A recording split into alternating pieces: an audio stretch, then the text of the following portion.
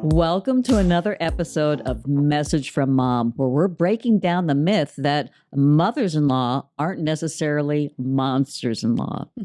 And I'm joined by my lovely co-hosts who happen to be my daughters-in-law. And to the left of me is Kelly. Hi, I'm Kelly. I am married to Beth's oldest son, Alex. And to the right of me is Chelsea. Hi, I'm Chelsea. I am married to Beth's middle son, Andrew. Okay, ladies. Well, we have a great topic today, and it is, what is it? Okay, that's right. Later in life career, which I think we can all chat about. But before that, we are going to have a toast because we know that you don't have to be a blood relative to love your relative. So cheers, ladies, to another Cheers. episode. Cheers. Okay. I realized last week I didn't sip my cocktail. I think that's I know, it's bad luck. I know. I did notice that too. Mm-hmm. That's bad luck. So I'm correcting myself on my bad ways. So, but I really do like this topic today. So this is later in life career, but I think each one of us can speak to this. And Chelsea, you're 34. Yep. I'm 65, and Kelly, you are 47. 7. I know. I'm like, at a certain point in time, I'm like, how old am I? I feel like you stop counting. Yeah. I'm like, wait. I'm just anxious to get to 50. You're Yeah, anxious to that's get to 50. I am. That's actually, Yeah. and that's actually, I mean, we can kick this off because for me, that was when everything kicked in for me as far as a new chapter, a second life, or a second career, I should say, not a second life, but a second career, because when I was 50 and we were living in Shanghai, China at the time, both Andrew and Alex were off at university and Christian was still in high school, but I was going to turn 50. I was celebrating my 25th wedding anniversary. So it was like these big milestones were coming up. And I could see with two off at university, it was like, okay, well, what's next? What's next for me? Yeah. Because I Yeah. was so blessed to be able to stay home and raise the boys and follow Mac all around the world with his career. But it was the first time that was like, okay, I need to switch gears. And so what am I going to do?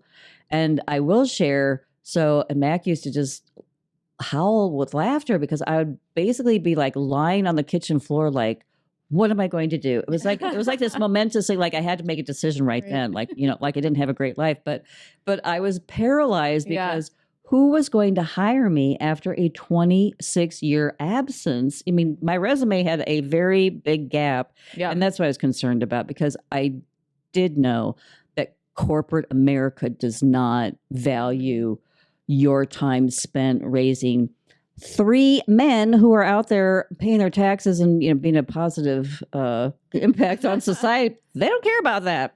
Well, I think for me too, I mean, because I've switched careers many times, and obviously, I'm just 34. So, I wouldn't say it's even later in life switch career, but middle life. I don't know.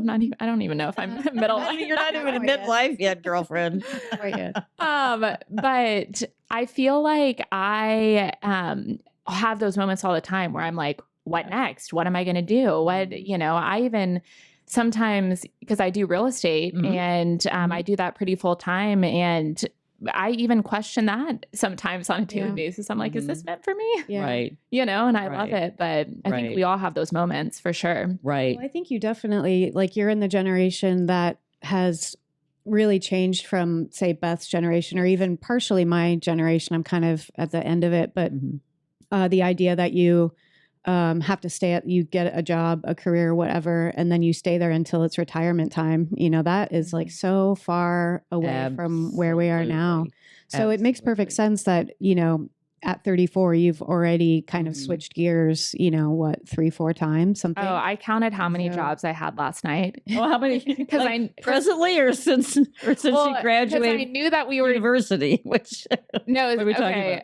Well, since I graduated university, and then I also did count my high school jobs, because I had 2 jobs in high school they were pretty consistent. Okay. I have had 16 different jobs. Wow. Now, I would not say 16 careers, right? I would say careers. I have had 2 careers, and what is that? 14 jobs. But yeah, so I mean, it's been Yeah. I've definitely had some jobs, and I've had some bad jobs, and I've had some good jobs. One time I worked at Edible Arrangements for 2 days. Oh, 2 days. Not a That's- keeper, huh? that's a not record. good one. I don't even know why. Did you get a paycheck? Did you? I actually Yeah, don't know if I did. Might not have. Yeah.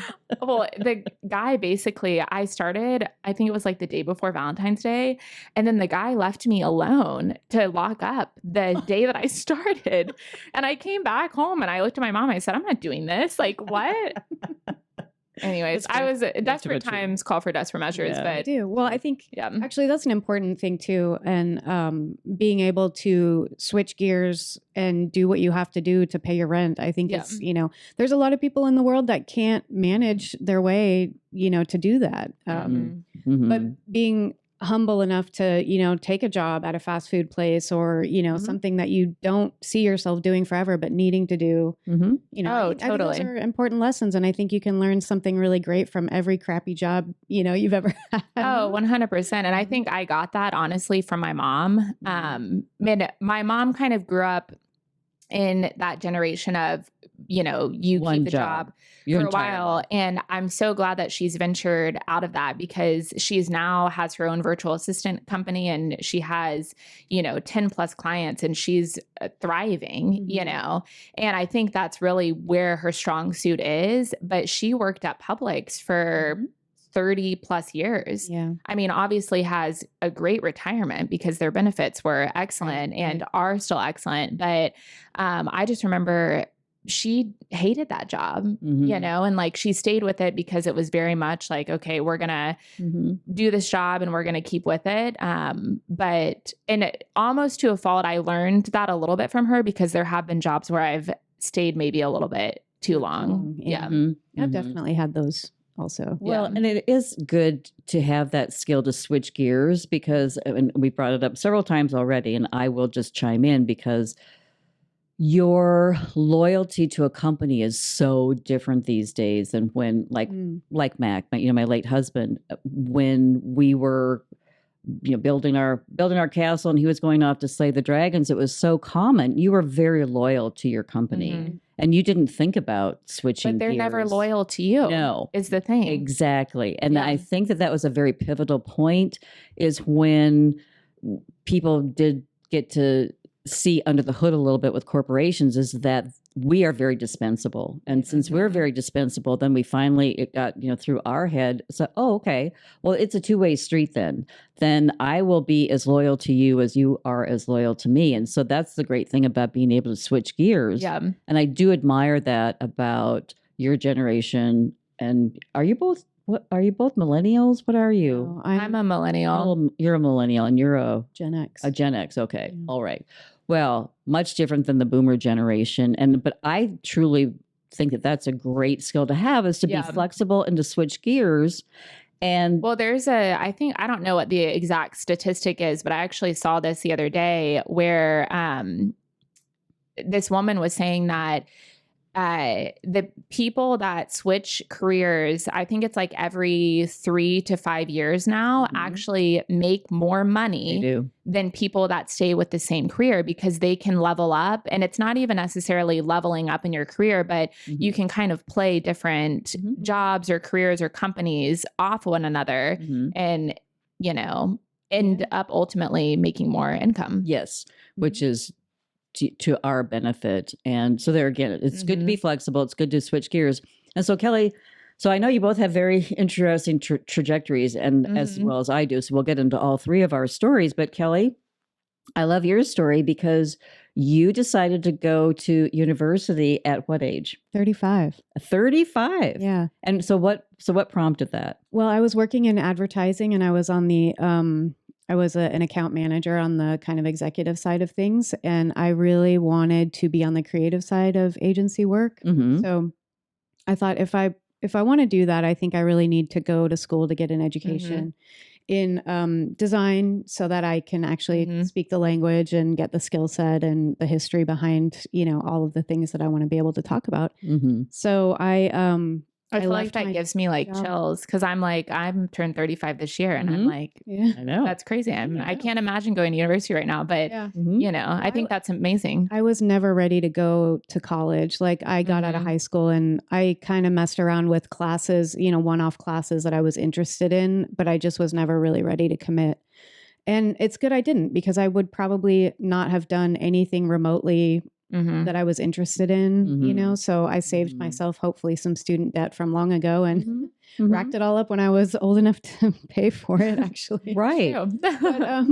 But you know, it's funny because the story changes even after that. Like I do know that, you know, I got a degree in graphic design. But I very quickly then did not go back to advertising and went into something pretty much totally different, but that did require a graphic design degree. And so I shifted into that, was no longer doing actual graphic design anymore. And then, you know, here I am, that was 2013 that I graduated. And so here I am, you know, these many years later and still not really doing graphic design, though the training that I got from that education Is helpful helps now. me in what I do It helps for Saka. so much. Yeah. But For, it's, you know, it isn't, yeah. total other step. It's in really the same is. direction, I guess, but just maybe Yeah. a little bit to the left. It's 100%. It's crazy how one skill pivots to another, and how our life does too. I think all of the skill sets, I mean, they can intertwine Yes. no matter what. Definitely. And I think, you know, people,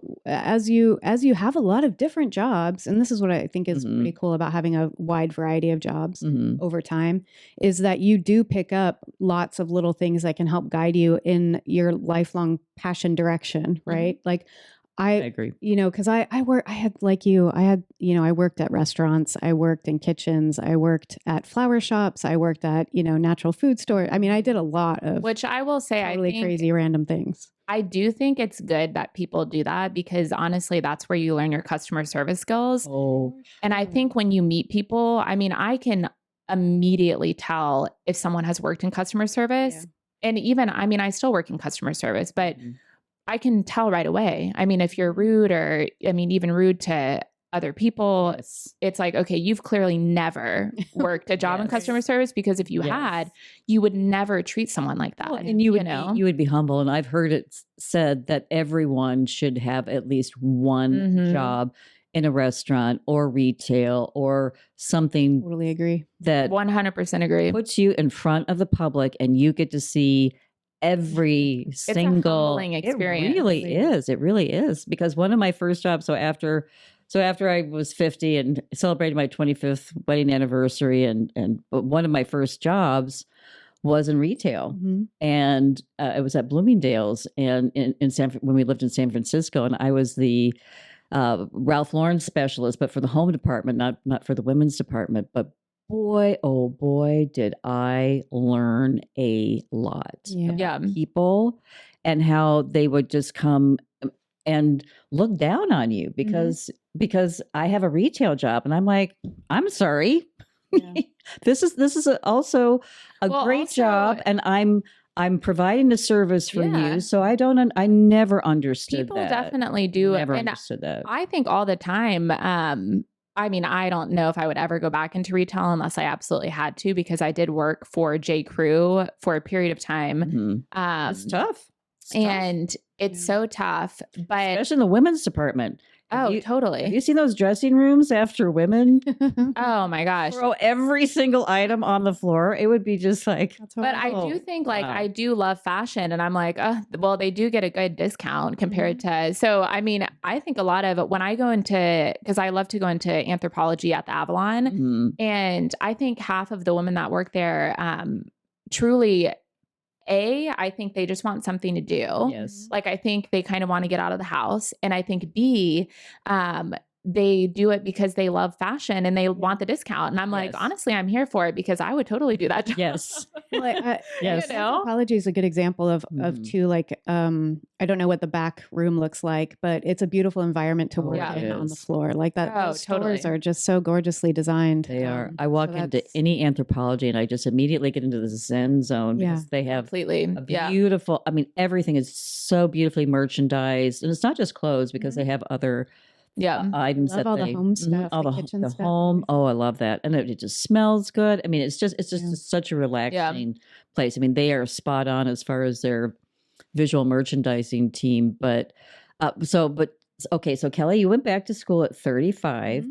And Chelsea, just tell us a little bit about your story, because you did go to university at right after high school. Yep. You So graduated, and then did you immediately go to grad school at NYU, or I take us took through a that? semester off. So I went to the University of Alabama and I went right after high school. So got my degree in dance and then a minor in business.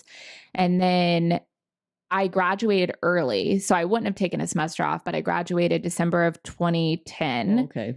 So I came back home and my grad school program didn't start until fall of 2011. Mhm. And then went to NYU for grad school for dance education. And Andrew is always all the time, he's like, why did you get a degree in dance?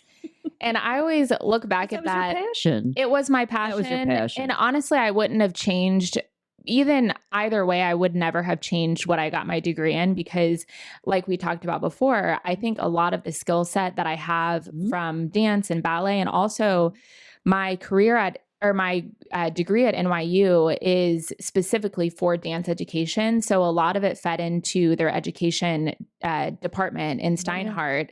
And so it was about dance and obviously teaching the foundation and the technique of dance correctly, and specifically ballet for my path that I was on. But it was a lot about the educational portion of that and how to teach students and how to teach students correctly. I mean, even as far as how to teach special needs students compared to students that are not special needs. And I feel like personally, I think all children should be in some sort of activity growing up, whether it be dance, cheer, soccer, football, whatever their passion is. But I do think that helps them, later on in life. But anyway, so that's what I did. And then basically came back to Atlanta and did that for maybe like 11 or 12 years. And then completely switched. You did. You did, because then you went into real estate. I went into real estate. But I do think so many of the skills that you learn teaching, because there again, it's connecting with people, it's your customer service skills. So, and that's really what real estate is. Of course, 100%. There's a technical side to it, but it really is that relationship that you build with your client. Well, there's also a discipline side to it too. And I feel like this is my almost to a fault that I talked about, where it's like you stay with something and then you stick with it for so long. Because in dance, it's like you're just disciplined to, you just know you're going to go to ballet and you're going to do the bar and you're going to do 5 million tendus and then you're going to come out to the center, and that's just how it is. And then sometimes that goes into your life and you're like, okay, well maybe even with clients in real estate, it's like, maybe I need to let this client go. You know what I mean? Like maybe we're not equally connected on the same level. And that's not to say that they're a bad person or I'm a bad person. It's just maybe, we're forcing it too much. But yeah, I switched to real estate and have been doing that for the past, I guess, 3.5, 4 years. And now working a little bit with Saka. And which we're so excited. I mean, I'm so blessed, to have this career, because who knew? I had no idea that a career in, I guess I'm, an influencer, blogger, I'm a digital content creator. I'm not exactly sure what to call myself, but I had no idea that this career even existed. I got into it. I call myself the accidental blogger because, I'll go back to, it was, when I was turning 50 and having this, a little mini crisis. Mac was still alive and, had a great career. And so there was absolutely no pressure on me to be doing anything, but I had this brilliant idea that I was going to become a writer. I was going to write a book. And so there's a lot of, funny stories, and the boys can share that with you, because I had no idea how to write a book. But fast forward, I did finish writing that book in about 2012-ish, and we had moved back to the States by this time. And so I had my little checklist out of, how to become a good writer. So, you have to go to a weekly writer's workshop. It was just like tick, tick, tick. So that's just me. I just like to research everything. And then I just like to have a little guidepost. But I'll try to give you the Reader's Digest version. So fast forward, finished the book, snagged an agent from New York, and he sat me down. And one of the first things that he told me, he's like, everything has changed in publishing since the 2008 crash. Mm-hmm. First time authors, there is no budget to market you or your book. Yeah. No one cares. Yeah. No one cares. I'll never forget. I just remember looking at him. I'm thinking in my head, I just finished that checklist of writing a book, and now I have to But it's true. create a though. new checklist Yeah. for, marketing myself. And so he said that I needed to have a social media presence. And there again, I'm like, well, what's that? And he's like, well, you need to be on, because Facebook and Twitter were the two big things. And he's like, well, Yeah. you need to have a Facebook presence. And at the time it was 2012. And so the boys were on Facebook and they were like, no, mother, do not get on Facebook. That's our territory. Now nobody's over on Facebook. But anyway, in 2012. And I told Eric, I'm like, because I did have an account, I'm like, well, I think I have 5 friends. And he's like, go find some more. He's like, those are the only 5 friends that are going to be buying this book. Anyway, go find some more. That was his advice. So, Oh, God. so I'll switch gears. So that book didn't get picked up. So I didn't have to worry about a social media presence, because all I could think about was, well, what could I talk to? What could I speak authentically to? Because, I mean, no one's interested in like how to write a book. I mean, I did have my little checklist. I mean, I could have shared that. You don't want to like niche yourself I so know. tight where, So we had moved to San Francisco by this time, and I was actually working in retail Bloomies, which really helped catapult this whole endeavor. And so I was close to finishing my second book, and I was like, this one's good. This one's getting picked up. So I need to be thinking about my social media presence. And because I was in retail, so this is about 2014 now, I was aware that 20-somethings were posting an outfit of the day. Mm-hmm. And I was like, so it was like a light bulb moment. Like I had the light bulb moment to write a book. It was like, oh, that's it. Everybody always loves my outfits. I can speak I can speak authentically to that. And Mac, immediately volunteered. My late husband, he's like, I'll take your pictures. Oh, I love that. And he was so cute. And I look back at some of our first photos, and I can remember the boys like trying to coach us. And we like, look, my shoes are cut off. There's a trash. I mean, we had no idea what we were doing, but nobody was actually like paying attention to us. But that's how everything started. That's how everything started. And so I had that presence because it was going to help my book that was going to get picked up, and I was going to market it. I had no idea you could monetize or that this was even a career. I had no idea what an affiliate link was or partnering with brands. And I mean, fast forward, it's 2024 now, and we have a thriving business and a family business. It's like so much fun.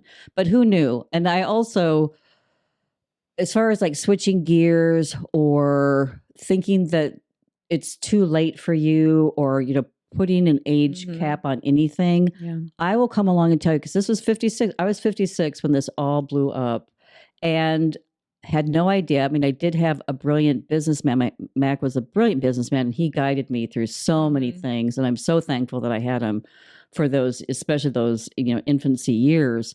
But I have just learned on the fly as I've gone along. And I think that that's a great thing to share with people. It's like, no, it's never too late. Yeah. You're building the plane as it's flying. You are. So it's never too late to go back to university. I mean, Kelly, you were 35.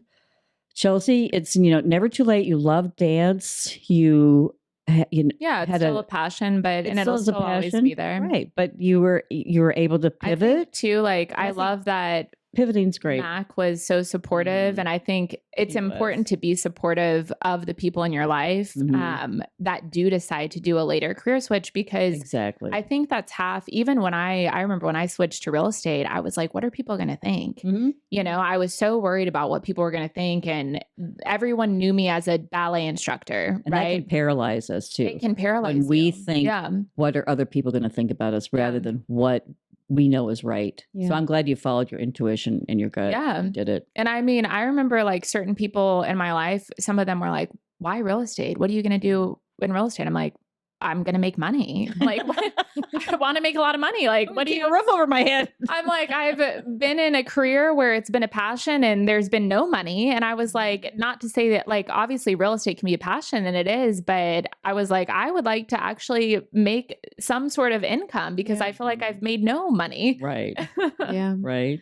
Yeah. So exactly. So, but it's good that they were supportive, because I feel like that's definitely, I mean, that's a big part was. when you are It making is. that move. it was. It really, really was. Yes. And as I said, it was like so cute. And I look at, especially the first year when we were in San Francisco, because we had that beautiful backdrop, but half of the photos are corrupt because, as I said, it's You like, got to start somewhere.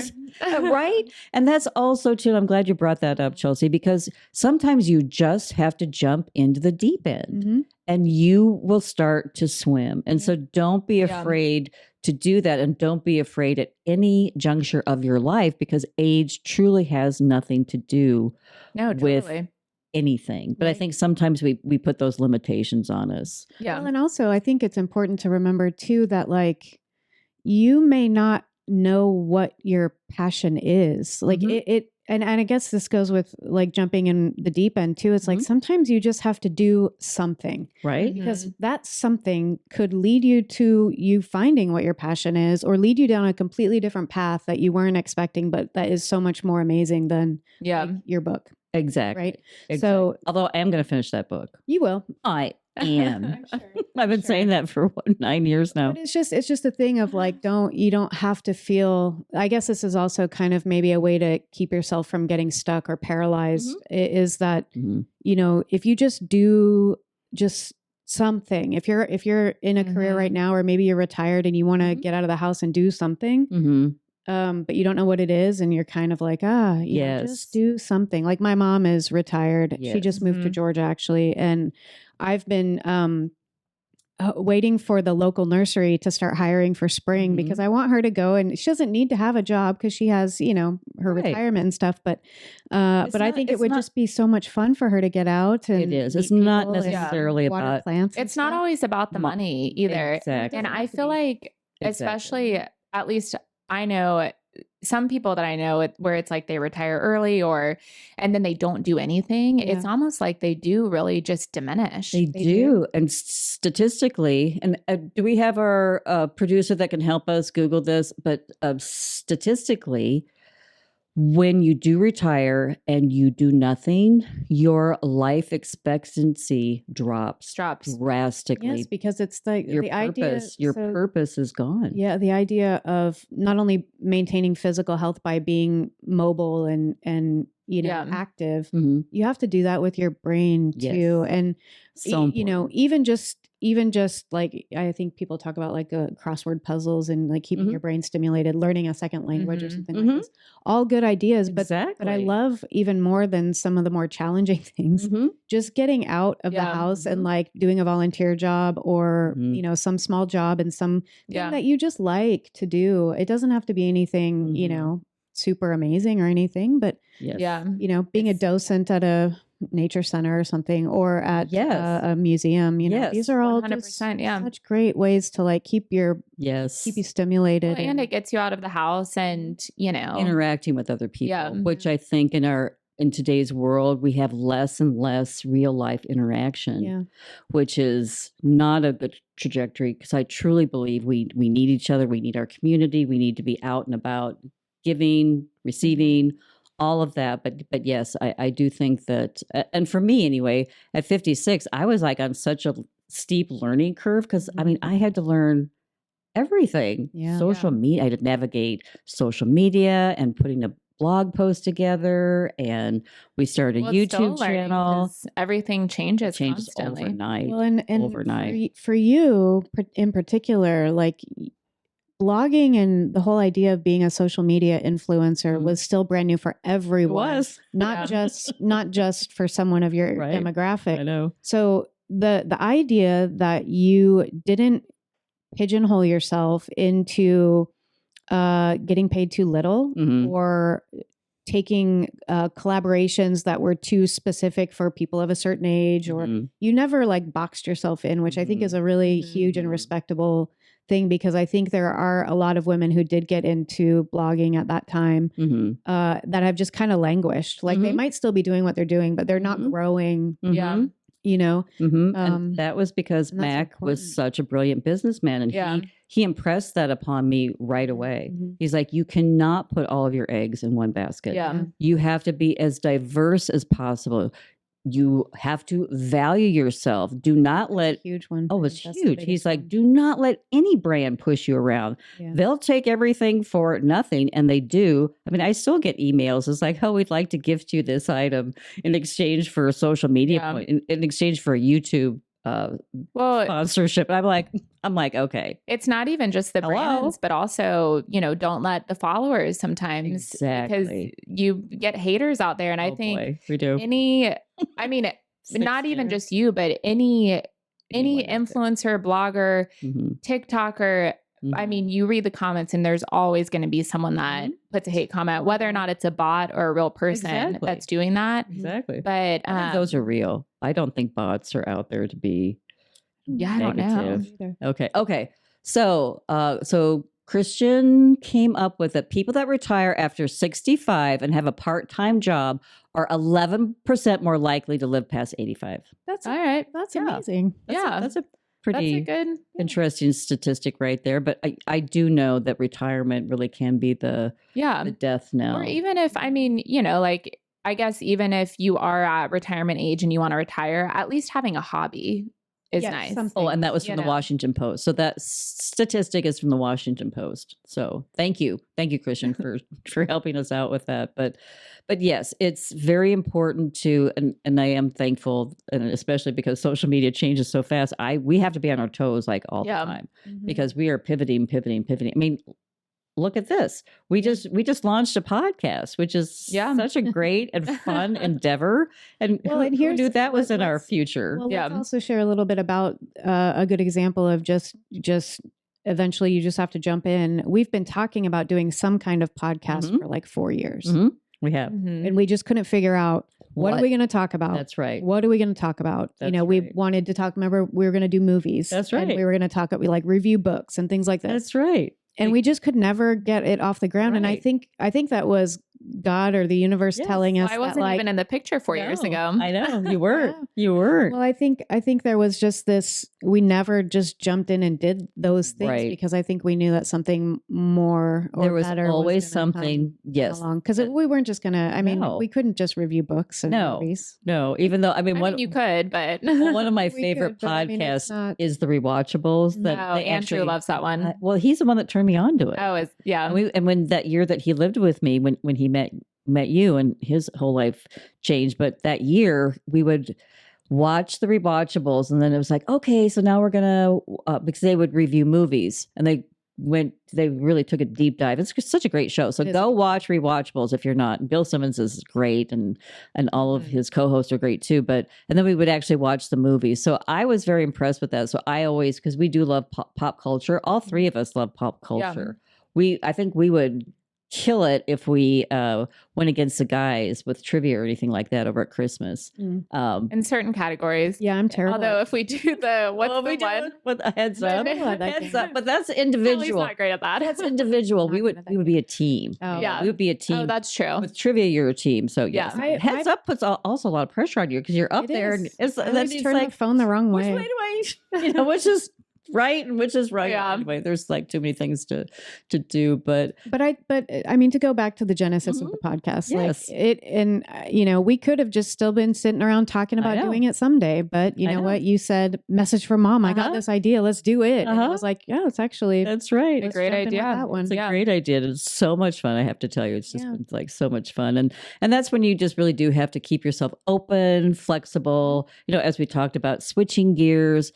You're never too old to start over. Yes, it's always good to be experiencing new things, new ventures. Yeah. Just not caring what other people think about you and just do you. Exactly. Yeah. I mean, because I think the less you care about what everyone thinks about you, family, friends, followers, then you can start new things like a podcast or, I mean, and at the end of the day, maybe it tanks, maybe Yeah. it doesn't tank. Maybe. You know, Well, you never know. But we don't know because honestly, what does tanking mean? That's only if we I think put a monetary value on it or a follower count. But if That's true. we're loving this and we like to show up we film this every 3 weeks or so. It's really just kind of a fun girls' day. I mean, Christians. So we do have one male that's on our team too. But it's really it's a lot of fun. I'm having a ball, and honestly, because it really is, it's so different than what I do on a day-to-day basis with Sokka. And Sokka is styled at a certain age. For those of you that don't know, I have a social media channel styled at a certain age and a YouTube channel, Beth Jalali, but it's so different than fashion, lifestyle, recipes. It's just so refreshing just to sit down and have a conversation, because I will always go back to your community. I mean, you're part of my community. Yeah. It's so much fun to see what's inside your brain, to have you, share little insights of your life and your experience to date. And also my daughters-in-law, you're just near and dear to me. And it's just it's just been such a breath of fresh air. Yeah. It really has. Definitely. It definitely has. Yeah. So anything else on a career later in life, or? I would just want to sum up my own feelings by saying, kind of reflecting what Chelsea said about confidence, and don't let a lack of confidence or fear stop you from branching out and doing something different, if that's what you want to do. I love that, because it's so important, because we can we just paint ourselves in a corner about, what if it doesn't work out, or what are like you said, what are people going to think? I'm changing careers. Oh my gosh, if I'm doing this. I was worried about what people thought. I was a freshman in college when I was 35 years old. Yeah. I know, right? I was older than most of my professors. Right? So if I really worried, and I was nervous because I was like, oh gosh, I'm not going to make any friends. And I did make friends. Right. They were all too young to go out drinking with me, on Friday after lectures. But I still made friends, and I had a great time, and and I got a lot more out of my experience because I had some years behind me to help. I think not letting age justify or stop you from what you want to do, because even like you said, you started 56. and you were 56, and I had no idea. But I think so many people today, they really do, they're like, oh, I'm 56, my life's over. And it's like, is it really? Like, no, who determined that your life is over at 56? I know, right? And there really are some people out there that actually still adhere to these very dated rules. And I will even get this, like, what I can wear. Oh, that's so, either I'll get, oh, Beth, you're so age appropriate, which I have no idea what that means. Or Beth, you're so not age appropriate because I'm wearing skirts above my knee, or I'm wearing shorts, or I'm wearing, which is crazy to me. Tops. I'm like, because also some of the things that you post, I'm like, oh, that's cute. I would wear that. I'm 34 years old. Like, what? That's right. Right. Yeah. Yeah. I always just say clothes have sizes, not ages. Exactly. I mean, I just go back to that because so if we are supposed to turn to dust, it used to be like 40. Cause like when Over the hill, remember Over that? the hill, it was, they Over would the have hill. these parties with the Balloons. black balloons, and it was 40. And Which that was is my crazy. generation. And then it's 50. I'm halfway to 40 now, and I'm like, in my head, and we've talked about this before, I feel like I'm 27 in my head. Mhm. I might always be 27 in my head. I don't know. Maybe at might. some point in time I'll jump, but For years, people would ask me, and I would say 36 because that was just it was a great year. The boys were somewhat independent, but we're still, fairly young family, and just a lot of fun things going on. Yeah. And for years I was like 36. Yeah. I can remember saying that. My brother said something one time, but this is it's been at least like 15, 20 years, but I just popped up and I said 36, and he just like looked at me. He's like, what the heck? I'm like, oh, that's right. I'm really not 36, but that's a thing I though. think, Mentally, you stop at a certain age, I feel like. I think we do. We really, really do. So, I think we're all in consensus that it's never too late to start over. It's never too late to follow your passion, and don't ever let people pigeonhole you into a corner, because you might be missing out on the most fantastic thing in the entire world. Yeah. And you might not know it. Yeah. And yes. And so take that brave step and throw caution to the wind. I mean, don't be like, I'm not talking about being reckless, but following your heart. Yeah. I think that Yeah. that's a true guidepost. So, okay, well, I think we have covered this topic fairly think so. in-depthly. So again, ladies, thank you. And we are continuing to bust the myth that mothers-in-law aren't necessarily monsters-in-law.